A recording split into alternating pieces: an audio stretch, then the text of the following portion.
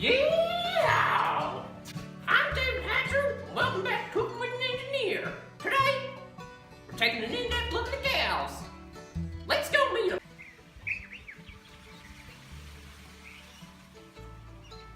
Thanks, Farmer Dave, for the intro. Now it's time for the engineering. I'm here today with Barry the cow. Barry, as well as other cows, is a herbivore, but a special class of herbivores called a ruminant. Let's investigate that a bit today. It's feeding time. Cows eat conventional crop pastures, such as this. They consume it once, turning it into cud, and then consume it again in the rumen with the help of microbes. However, oh my god, is that methane? Oh my god, that's right.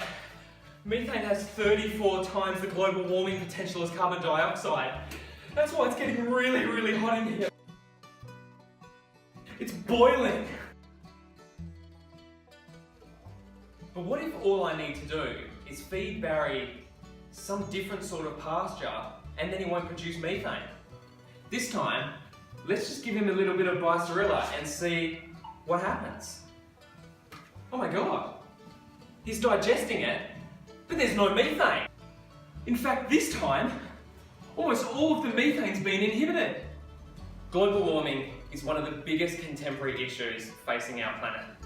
Methane production contributes 21% to greenhouse gas emissions within Australia.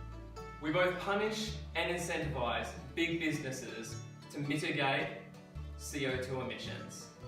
But we don't do anything about one of the biggest producers of methane, and that is agriculture and ruminants.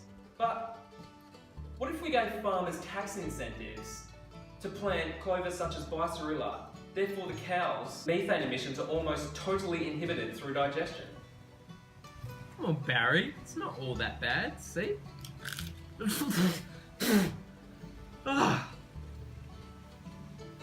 Oh, if you enjoyed this vlog, and you also want to read more about these concepts that I've been discussing, feel free to scroll on below.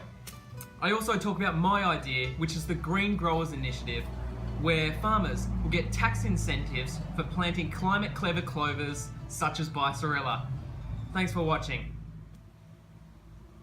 Right.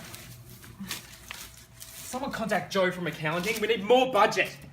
And where is that coffee that I asked for 10 minutes ago?